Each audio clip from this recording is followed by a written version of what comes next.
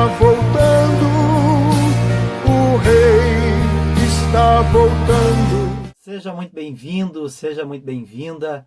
Você que está chegando para assistir mais este vídeo. Eu sou o Lucas e você está no canal Jesus Palavra da Vida e eu te saúdo com a paz do nosso Senhor e Salvador Jesus Cristo.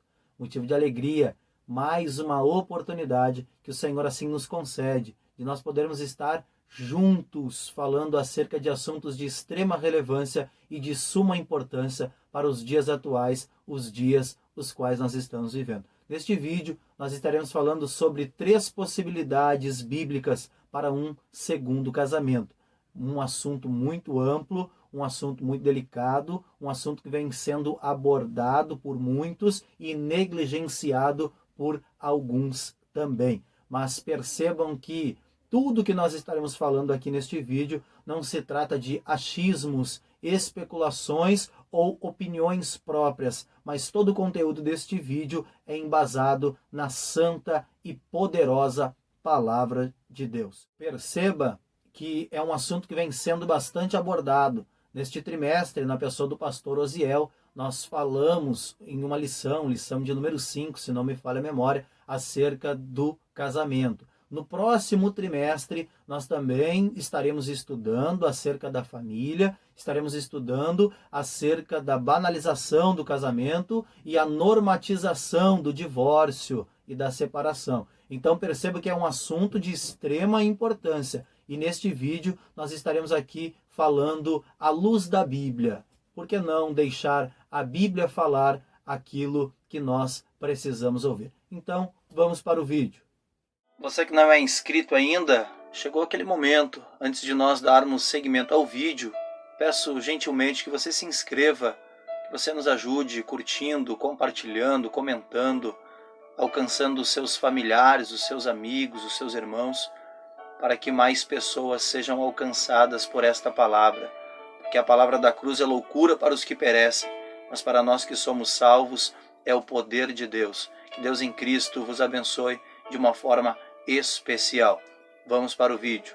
A primeira possibilidade que nós encontramos à luz da Bíblia para um segundo casamento, ela é meio que óbvia, porque Paulo ele escreve aos Romanos no capítulo 7 e o versículo 2 e 3 acerca da lei comparada em uma mulher atrelada ao marido pelo matrimônio. Então, aqui a primeira possibilidade que nós encontramos à luz da Bíblia é sobre a morte do companheiro ou da companheira. Morrendo o companheiro, a companheira está livre para um segundo casamento. Morrendo a companheira, o seu companheiro, agora o viúvo, está livre para contrair um segundo matrimônio, assim se for da vontade de Deus.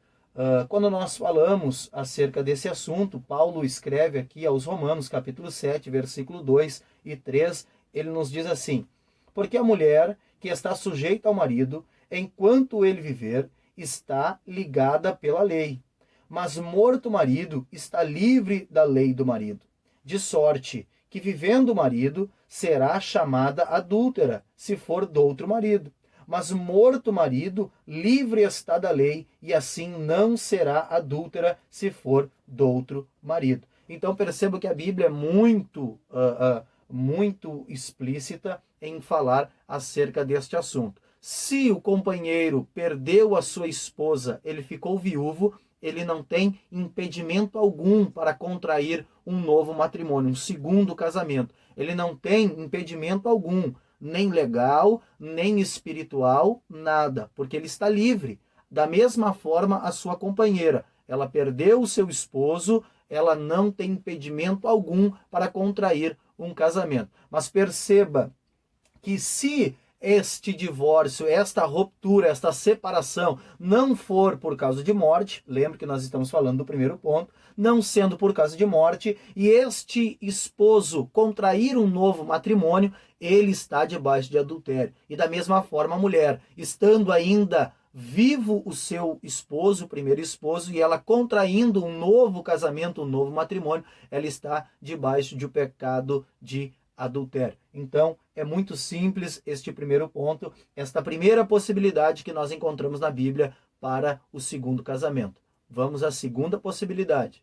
Nós falamos acerca da segunda possibilidade bíblica para o segundo casamento. Nós estamos aqui falando de infidelidade conjugal, adultério.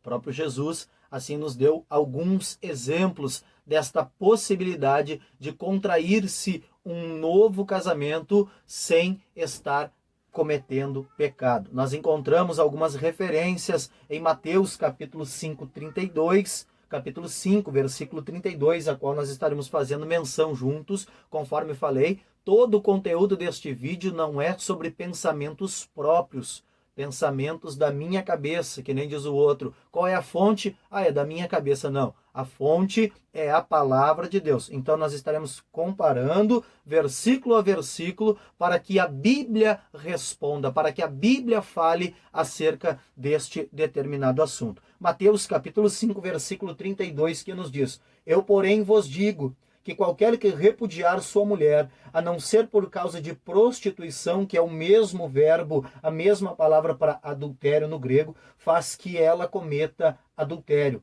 E qualquer que casar com a repudiada, comete adultério. Vamos adiante. Mateus, capítulo 19 e versículo 9, que também nos diz: Eu vos digo, é Jesus falando, eu vos digo, porém, que qualquer que repudiar sua mulher, não sendo por causa de prostituição, e casar-se com outra, comete adultério. E o que casar com a repudiada também comete adultério. Nós poderíamos abrir um parênteses aqui neste vídeo, que não é um assunto sobre o repúdio em si, porque o repúdio e divórcio são coisas completamente diferentes.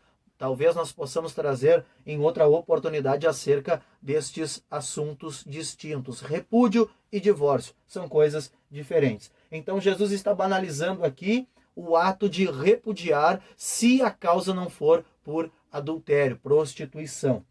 Então percebam aqui, vamos adiante, Marcos capítulo 10,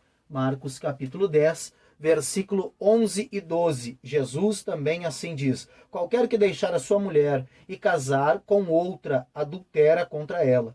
E se a mulher deixar o seu marido e casar com outro, adultera também. Então percebam que, uma vez mais, a Bíblia sendo explícita, o próprio Jesus dizendo: se o divórcio não for dentre estas causas, a primeira ali que nós já falamos, morte, não sendo por esta segunda agora, também por infidelidade conjugal, o matrimônio não é válido. O matrimônio está com um empecilho perante a presença de Deus. Pode ter acertado aqui no campo dos homens, pode ter contraído o segundo, terceiro, quarto, quinto casamento, pode dar um jeito aqui de qualquer maneira, mas perante a Deus, perante aos olhos do Senhor, está tudo errado.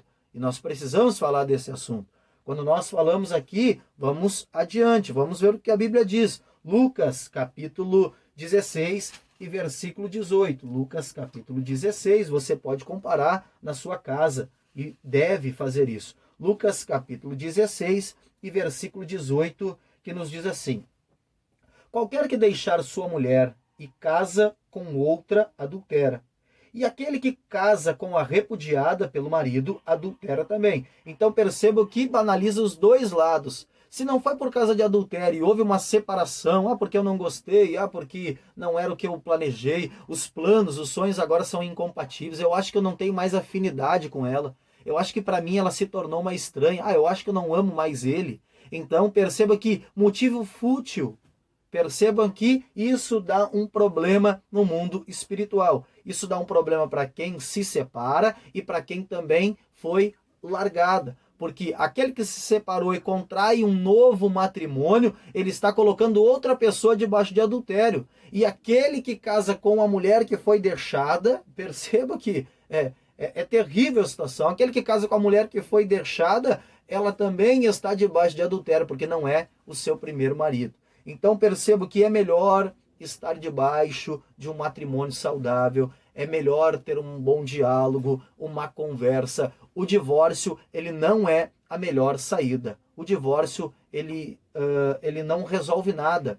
Tem situações que o problema aumenta. gera um transtorno terrível no meio da família, no meio da sociedade, fica uma mancha, uma marca terrível, porque se tivesse sentado e tentado contornar, conversar, orar para que Deus restaurasse a família, talvez seria muito diferente a realidade de muitas pessoas nos dias os quais nós estamos vivendo. Então percebam que é terrível esta situação. Paulo ainda nos diz mais aqui, na primeira carta de Paulo aos Coríntios, capítulo 7, versículo 10 e 11, que nos diz, capítulo 10, versículo 10 e 11. Só um momentinho, aqui, agora sim, capítulo 7, versículo 10 e 11. Todavia, os casados mando não eu. Perceba que Paulo está dizendo, olha, eu não estou mandando nada, mas o Senhor, que a mulher se não aparte do marido. Se, porém, se apartar, que fique sem casar, ou que se reconcilie com o marido, e o que o marido não deixe a sua mulher. Então, perceba que a recomendação não de Paulo, a recomendação do Senhor, do próprio Cristo, do próprio Deus, olha, não se separe. Converse, acerte os pontos, porque não existe uma relação que seja perfeita, não existe um cenário que não tenha alguma rusga, alguma intriga, alguma coisa, porque são pessoas diferentes, são pessoas muitas vezes com posicionamentos diferentes, pensamentos diferentes, então o atrito ele é natural. Mas Paulo está recomendando aquilo que o Senhor está dizendo, olha, não se separe de maneira alguma. Converse, acerte os pontos, não deixe a esposa, não deixe o esposo, porque a família vai sofrer, os filhos vão sofrer, a sociedade vai banalizar, vai virar um problema, uma mancha na veste espiritual. Então é muito delicado quando nós falamos acerca do casamento. Então grave bem e não perca o foco. Primeira possibilidade que nós encontramos à luz da Bíblia para um segundo casamento é morte do companheiro ou da companheira. A segunda possibilidade é infidelidade conjugal. Mas percebam que o perdão é o melhor caminho, a melhor alternativa. Sofreu uma infidelidade conjugal. Não é obrigado a perdoar. Perdoar no sentido de estar convivendo. Mas não se case de novo. Não se case de novo. Se você não consegue mais conviver desta forma, você tem a possibilidade de adquirir, de contrair um novo casamento, mas procure a orientação do Senhor. Procure aquilo que Deus tem para você, que a família é o bem maior. Amém, meus irmãos? Vamos à terceira possibilidade que nós encontramos na Bíblia para alguém se casar novamente. Terceira possibilidade que nós encontramos na Bíblia para um segundo casamento é a possibilidade, se o companheiro não crente, desistir do casamento. Como assim, Lucas? Pode explicar? Claro, a Bíblia fala por si mesma. Quando alguém, agora lá no mundo, era um casal que estava lá no mundo, e agora o seu esposo ele foi alcançado por Cristo. E agora o esposo ele é servo de Cristo. Ele está servindo a Cristo, ele optou por Cristo, desceu as águas e está agora comprometido em uma caminhada espiritual, uma caminhada de fé. Só que a sua esposa, de maneira alguma, ela abre margem para receber a Cristo como o único e suficiente Salvador. E agora começa a ter empecilhos, guerras intermináveis dentro de casa. E essa esposa agora, ela olhando para o seu esposo, ela diz, olha, a partir de agora, ou tu escolhe ficar comigo, ou tu escolhe o teu Jesus, a tua religião, escolhe a tua igreja. E esse marido agora, obviamente, ele vai optar por Cristo. Ele opta por Cristo e diz, olha, eu não abro mão da minha fé. Eu não abro mão da chamada que Deus tem na minha vida. Então, esta pessoa, esta mulher, eu estou aqui usando o exemplo do casal, usando a mulher como descrente, mas também pode ser o homem como descrente, porque pode ser a mulher que foi alcançado por Cristo, mas que seja nesse cenário, você está entendendo. Agora, a mulher vai dizer, olha, não tem maneira alguma. Ou tu rejeita Jesus, ou tu rejeita a tua fé, para continuar o casamento, ou tu fica com o teu Jesus e eu não quero mais. Então ela tem esse direito de não querer levar adiante o casamento. E nesse caso, Paulo nos dá uma orientação bíblica. Primeira carta de Paulo aos Coríntios também, capítulo 7, versículo 15. Paulo vai escrever: mas se o descrente se apartar, aparte-se. Porque neste caso, o irmão ou a irmã não está sujeito à servidão, mas Deus chamou-nos para a paz. Então, perceba que se o não crente não quiser conviver com o crente, ele agora está livre desta servidão. Ele está livre deste matrimônio, e quem está falando não sou eu. Quem está falando é a Bíblia Sagrada. Eu vou pegar aqui, com a sua licença, só um instante, para que nós venhamos falar junto. Você que não tem essa Bíblia, eu recomendo você a adquiri-la. Bíblia de Estudo Palavra-Chave. Uma preciosidade para quem é amante da Palavra de Deus, para quem é apaixonado pelas Escrituras. Aqui eu separei esta frase que Paulo ali está escrevendo, né? Que ele diz assim, ó: não está sujeito à servidão. Quando aqui nós vamos ao dicionário no Novo Testamento, esta palavra não está sujeito à servidão, que é este pequeno texto, é doulo. O que é doulo no grego? Escravizar, literal ou figurado, reduzir a servidão, estar em servidão, tornar-se servo, tornar servo, ou seja, ali no mesmo sentido de doulos, que é um escravo também no grego, tornar escravo ou servo, reduzir a servidão. Na voz passiva, ser subjugado, submetido, no tempo perfeito, ser dependente, ou seja, o marido ou a esposa do descrente, ele não está agora sujeito à servidão. Ele está livre desta servidão, porque o descrente não quer mais continuar casado. Então, dentre estas duas opções, escolher a Cristo e escolher o casamento, perceba que se o esposo ele é um crente, se a esposa ela é um crente salvo no Senhor Jesus, ele já orou, ele já está ali procurando a salvação, buscando, e não há como, não há possibilidade.